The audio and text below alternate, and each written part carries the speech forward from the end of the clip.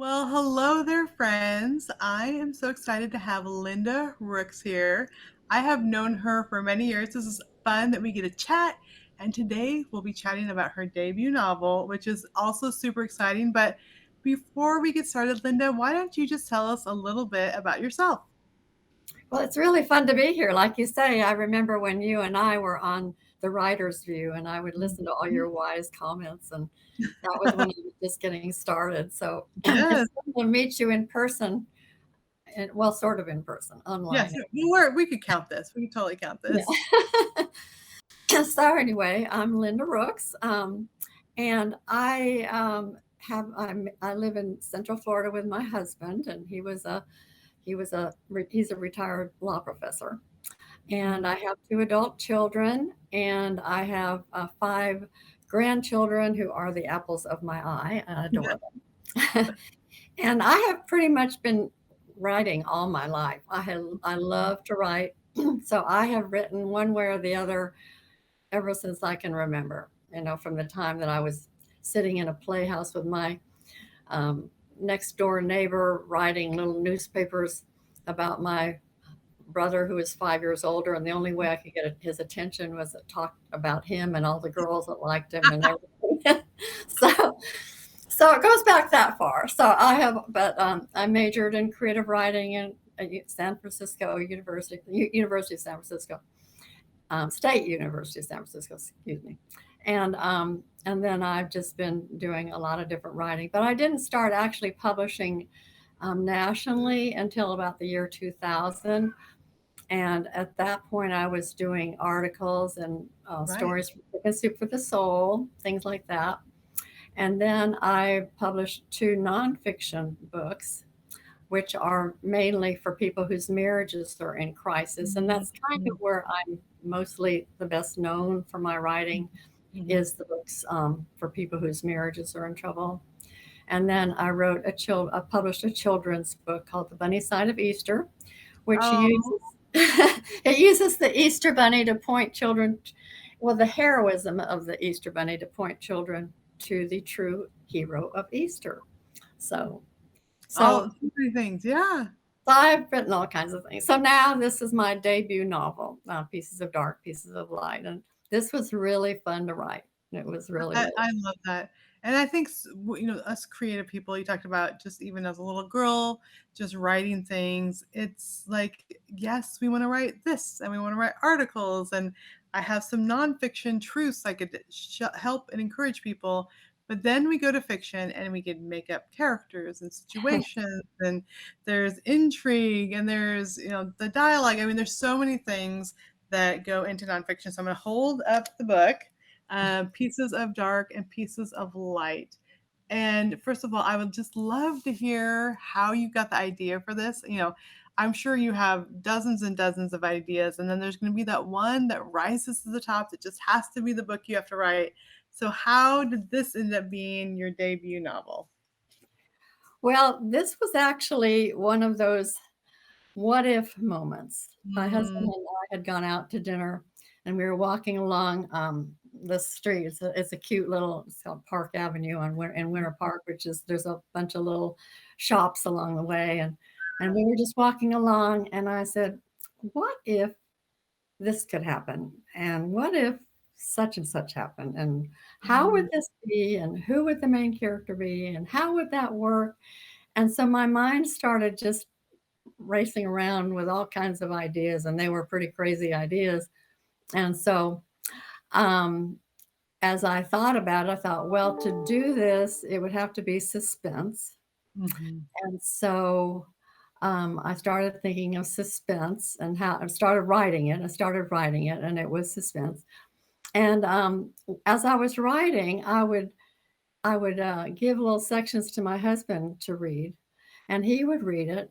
And at one point, he was reading one of the things I gave to him, and he looked at me and he said, "Linda, you're writing a thriller." And I That and is he loves awesome. thrillers. That's his favorite genre. So he was so excited that his wife was writing a thriller. And I said, "I didn't realize I was writing a thriller." Oh, I So love it. at that point, I just started, really digging into what I was writing, in terms of the genre, and I love suspense because Mm, basically, when I was a little girl, my father read Edgar Allan Poe's The Gold Bug to me. It's not a novel, it's a long short story, mhm. but it has all kinds of suspense in it. You don't know what's happening, and then at the end, it's just so exciting because the way it all comes together, you look back over the story and you see all these little clues that were Mm, left along the mhm. way. And it's just so neat. And so when I started writing suspense, that's what I wanted to do. I don't really like thrillers where they leave all these clues and then they get to the end and they pull somebody out of the air that you weren't suspecting at all and everything. I like to be able to have readers be able to look back and say, "Oh, I see it now. I see all the little parts." So anyway, so Yeah, that's what I did, and it was really fun to write. And like you say, you go into your own world. You mhm. clear in a trance, and you're with your characters. People look at you like, "What are you doing?" And I'm with. Exactly, then you're like, "Oh, wait, there's a different world out here because your mind is, like, someplace else in these situations, and then all of a sudden, it's almost like you wake up and like, "Oh, where am I? And what time is it? And, oh, wait." For me, it's, "Oh, people need to eat dinner? Okay, I need to do something different." But I Absolutely. love Yeah, and I love that it's a thriller, and I love that, your husband's like, "This is amazing," because I think so many times, like you said, that you want the books that are gonna keep you on the edge of your seat. You gotta figure out what's gonna happen next, and then when you get to the end, you can see how everything wove together to get you there, and I love that when all of a sudden you get to the end, you're like, "Ooh, I need to go start at the beginning because now I see how it worked," but then you wanna see how the author was able to pull it off. At least that's what I do. I'm like, "How Right. are they able to pull it all off, to put all those elements together?" So, you have this, it's a brand new debut. Is this the type of book that you always thought you would write, or were there other genres that you had worked on that never really went anywhere? No, I didn't really know what I wanted to write. I mean, I have other ideas, in my Yeah, mind of different yeah, plots and things like that. But I hadn't really expected to write that. I just started writing it, and that's it so was cool. fun, and it just got. And I was in a writer's critique group with 3 men who were really helpful because, of course, they were all into all of the time travel, and it's got all the Yes, time travel and all the military things, and they were really helpful in helping that to be realistic, and we all have fun on that. So that's great. That's awesome. So one of the comments is, "I love suspense books. I'm gonna have to read this book," which is, yes, exciting, picking up these new readers. Okay, so when you sat down, you got this idea, the what if of it. Did you often find the characters surprising you as you went along? oh, Um, absolutely. where did that come from? Oh, absolutely. I remember one of the characters, Evie. She's a 23-year-old daughter of the main character, who's Jansen Lamarche, the diplomat, and she's coming out of her little resale shop, and I thought, what if it rained? And so I had it rain, and then all of a sudden, I didn't know what she was gonna do, but the story took a whole different turn because of the fact that it rained, and then the way she reacted to the rain and everything. That Yes. was really fun. That was a particularly fun part of the story to write because it's kind of there's a little romance in there that kind of. Oh, good, great. Okay, so tell us the premise for the story.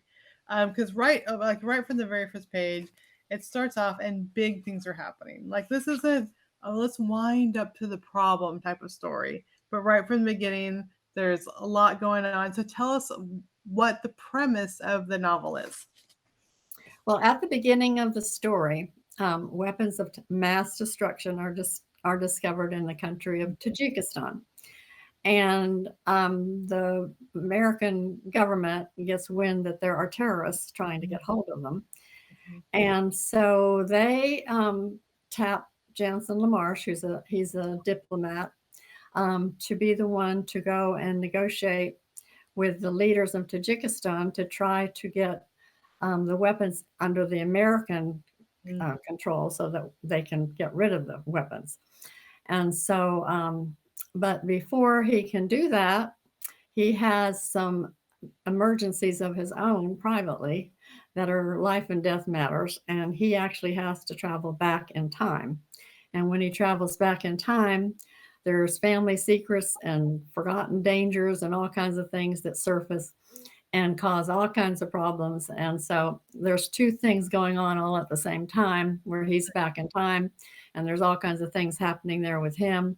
And then there's all these things happening in Tajikistan with the weapons and the terrorists and the government trying to control everything. So it gets real exciting. There's lots of twists and turns. It goes in all kinds of different directions, lots of surprises. And it was really fun to write. So Yes. That's so I love the time travel aspect because like there's things happen in the past, but we cannot forget the present danger.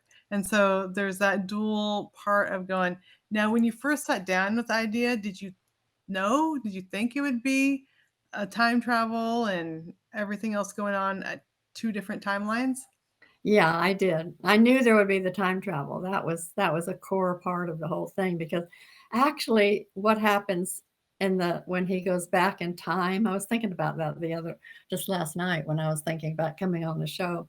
And I thought, you know, what happened when he was back in time actually affected everything else in the Mhm, story eventually. mhm, mhm. So there's things that happen back there um, that affect the future, the past, and it does take place in 2052, by the way. Yeah, exactly. Yeah, this In is the our future. in 2052, weapons of mass destruction are relics of the past until an unlikely discovery in, I don't know how to say that, the Tajikistan. press the danger into the present. And so, yeah, so we're even, so it's future and then past. But I love that there's intrigue. So people love intrigue, time travel, suspense, that fast-paced action. They're gonna love this type of book. And I think a lot of people say, "What's a book that I can read with my husband, or read with my adult children or my teenagers?"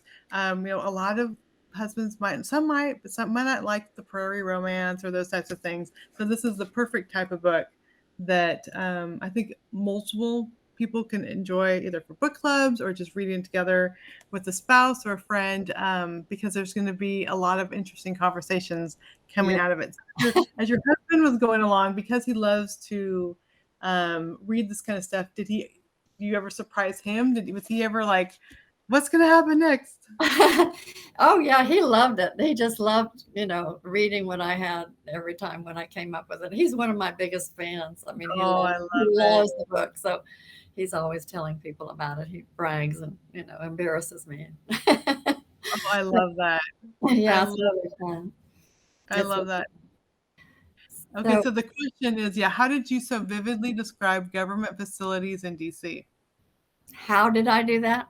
Mm-hmm. Well, we actually, that was my husband Marv and I actually went to Washington, D.C. and we Mm-hmm. actually scoped the whole thing out. I mean, everything. We knew some congressmen there, and they helped us go through the, you know, into the State Department, and they gave me passes to the White House and everything. So we got to really look at all the facilities there. And then we drove to the place where I picked out the house that they were going to live in. I actually went to the neighborhood, picked out the That's house, amazing. took a picture of it. Yeah.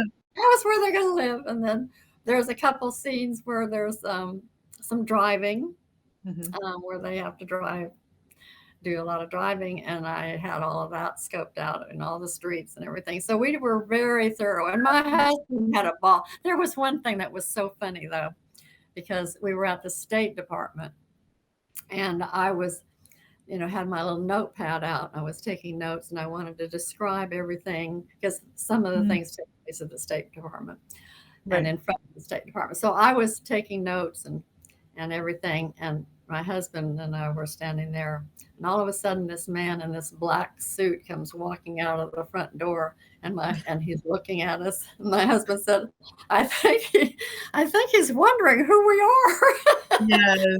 so, so I don't know. We almost got, got checked out by the CIA or something. I don't know. Exactly. They were keeping an eye on you. They're like, why is she taking notes and paying attention to all these little details? And yeah, Yeah, notes yeah. about all the entrances and the exits and Mhm. all of it. Yeah, they're like, this is looking a little suspicious there. As writers, we Um, do weird things, we just yeah. So what is it like to go, you talked about this being your debut novel. What is it like to see, you have the idea, you're working hard, you're doing the research, and then to actually hold the book in your hands?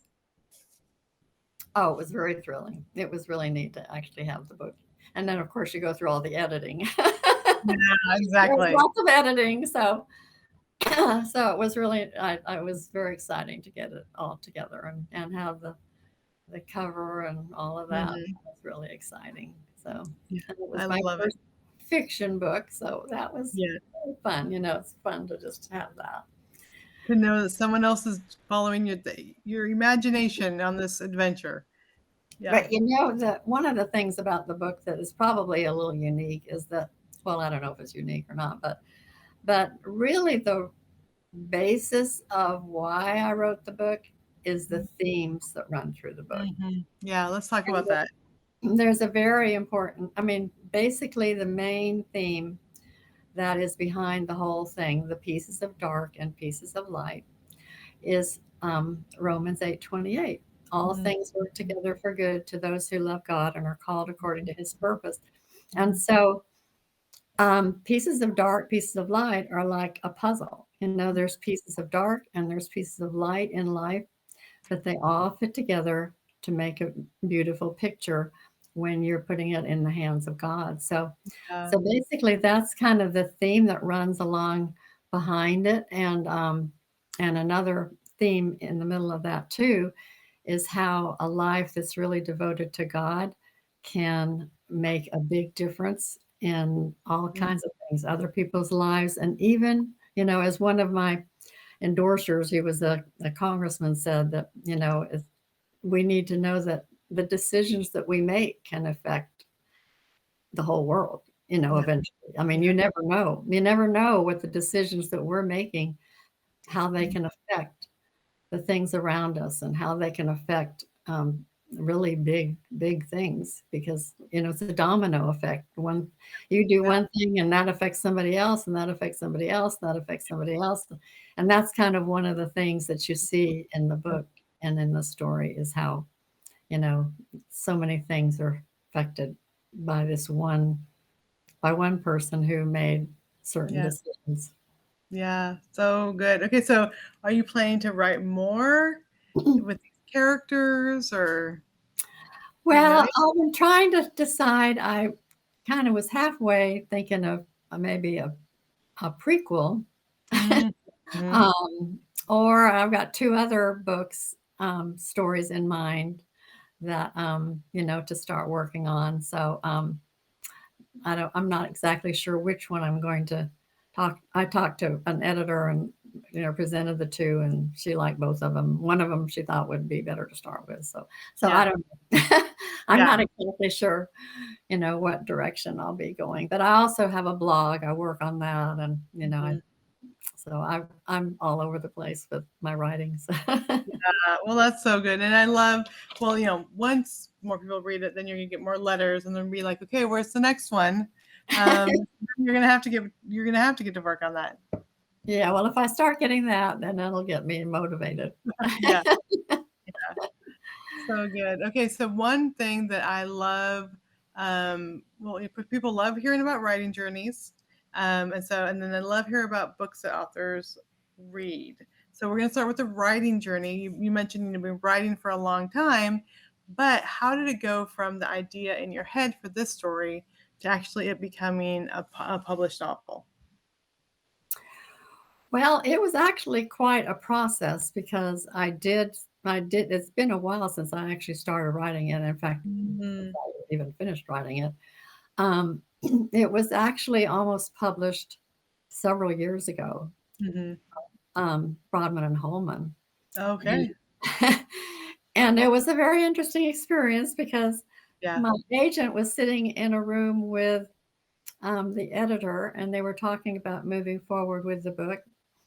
And the editor was called from the room to talk to the president, and she came back and she said, "Well, I no longer have a job, and Broadman and Holman is no longer going to be publishing fiction." So that kind of fell apart. It was like this close. It was, and that actually something like that happened 2 times. It wasn't the same story, but Wow. it came very close 2 times to being published earlier and Mhm. didn't. Then, in the meantime, I got an offer from another publishing company for one of the nonfiction books. So I Yeah. went ahead and did that one. So this one kind of sat on the shelf Mhm. until that was done, and then my agent and I decided this was the time to go ahead and work on this one again. So so then we got it published by Elk Lake, and Yeah. I'm very happy with that. So they did a great job. And They I edited love a lot. I tend to like description, and they kept saying, "This is a thriller. You can't have so much description." So they kept cutting the description and cutting the description. I was agonizing because I love writing the description. this But it moves fast now. It moves very fast. So yeah. And I know, yeah, it says 3rd time's a charm, one of the commenters said, "3rd time's a charm." Yeah, and I know, I mean, especially when you do so much research, like you said, you were there, you've seen the places, you found the house, you've seen where the doors are, I mean, all the things, and I think so many times we, like, want to use it because we know it all, and it's so good, so hopefully, in future books, you can use maybe some of those other descriptions that were cut from this one and be that's able to what they use kept those. telling me. Yeah, yeah. Yeah, yeah, there was lots of research. I mean, researching Tajikistan and researching science. That was one of the biggest things because there's wormholes and nanotechnology and everything like that. So that was a lot of research, and there were some people that were really good at that kind of thing that spent long periods of time talking to me and helping me figure out exactly how to make the whole thing work. So Wow. there was lots of research in it. The Yeah. science was the most tricky, probably the wormholes. I mean, it's based on some real things that happened. So Yeah, I got yeah, some science about wormholes and yeah, lasers and everything. And yeah. It's so funny the things because we write about it in fiction, it's like you almost live a different life because you learn all these things and you learn all the science about it, all the different location. I don't know, sometimes when I see different places, that's like on National Geographic or any of those just travel shows, I'm like, "Oh, I've been there." And I'm like, "Wait, no. I wasn't there. I was researching it that when it seemed like I was there and it was my characters that were there." But I think so many times because really good novelists, we are living that world. We are learning those things. And so it's almost like we get to be an expert on the things because our characters, they have to be true to life. They have to react and act in certain ways that fit for the type of book. But it's almost like we get to live these lives. And so that's you've true. led this very exciting life and time travel and all the things. And so then, it's like that almost at times, especially when you're in the middle of writing or editing, it seems like the real world. Um, and then you're like, oh wait, there's also another real world. But I love that in our imaginations, we just live that, and then the readers get to dive into that, like they get to That's go there with us. Yeah. that's right. Yeah, the Tajikistan thing. I mean, it's so funny because very few people know much about Tajikistan. In fact, people Mhm. always ask me, "Is that a real country?" Or, yeah, yes, Yeah. it is. But it's so funny because when I see things like in the Olympics, there were a couple of people from Tajikistan. I get all excited. I feel like that's my country. That's the one Yeah. I read about. Yeah. So have you been there? No, Yeah. no, no. I just Yeah. did lots of online research. Yeah. Exactly. Yeah. But it seems like it does seem like I've been there. I know that. Oh, I know that river. I know. And it's like actually that was research, but it seems like I've been there. Yeah. Yeah, it And was then really then my other question that people love to hear are what are some Christian novels that you've enjoyed? They don't have to be things that you've read recently, but what are maybe some of your favorites um, that you've read? Well, one author that kind of has inspired me in a way with this novel is Jeanette Wendell. She wrote she Mhm. wrote Veiled Freedom and Freedom Yep. Steamed and some. She always has her um, books set in some exotic location. You know, some Like other Something in country. South America Yeah, or yeah. South America. She has South, and so and she actually she and I are both in ASA, um, Advanced Writers and Speakers Yeah. Association, and she gave a workshop. So she kind of mentored me in a way. I kind of got a lot from Mhm. her about how to write this kind of novel. So, and I really love her writing. I love her books. So that she's one of the ones. And I love Francine Rivers, of course. You know, she's great. That's the ones that have kept me up till 3 in the morning. I know. Yes. And And and she has to do a lot of editing too. So she's a friend of mine, and I know she has big edits. Sometimes really, we see these books on the shelf and we're like, "Oh, they just write perfectly the first time." No, no, they don't. So good writers are also good at editing too. So, that's encouraging to know that she has to be edited. oh, no, she's edited a lot. I hear about it. Yeah, well, she's really great. She's really great. Yeah, good. Yeah, Jeanette Windles and then Francine Rivers are definitely ones. If whoever's listening have not picked up, well, I'm sure most people probably have picked up a Rivers novel, but Jeanette Windles, her books, I've enjoyed those too. And like you said, they are exotic locations, big problems, kind of like you come up with, big problems in your story, and it is fun to feel like you could live this other life in these places. Hmm. Yeah, well, she really goes there. I mean, so she, you know, she really goes in person. So she really, but I didn't venture that far. Yeah. That might be for your next book. Who knows? You might We actually go there. we Yeah. did go to Washington D.C. We went that far, but Yes, I love that. So are you working on another novel? We talked about maybe in the series, but is there anything else? You said you have lots of ideas.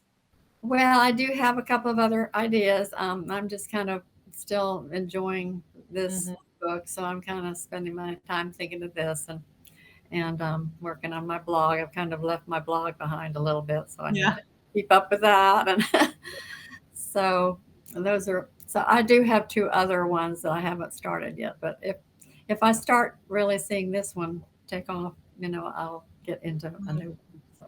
I love that.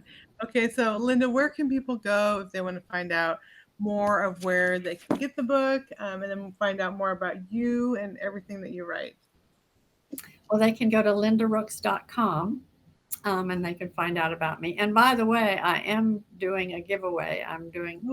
I have a free book that I will give there'll be a drawing for a free book for people who go to my website, lindarooks.com, and go on the readers page. Okay. They go on the readers page, they'll come to a whole thing about book clubs.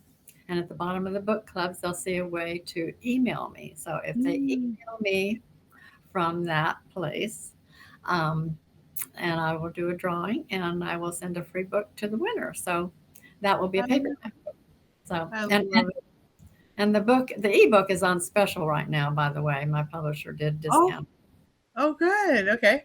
And Yeah. where will they get it through your website, or is there links from your website to where they can Yeah, go? there's links from my website, or they can go to Amazon, of course. Just go to Amazon for Pieces of Dark, Pieces of Light, and they can find it there. So either the paperback or the ebook, and I think it's free on the Kindle Unlimited right now. Okay. Oh, good. There's all Yeah. kinds of ways to get it. So And that's the wonderful thing. It's so easy now for Amazon and just to go and find it. So yeah, very cool. that's Well, right. again, yeah, the book is Pieces of Dark and Pieces of Light by Linda Rooks. And if you like suspense and thrillers and time travel and intrigue and interesting locale and Futuristics 2052. I mean, there's so many readers. If you like those types of things, I know you're going to enjoy it. But Linda, thank you so much for being here. It's so glad to connect with you. And from all the comments, there's a lot of excited people about that. Oh, They're great. excited about this book. So yeah, Okay. Well, thank you so much. It was really fun to do this. So thank you.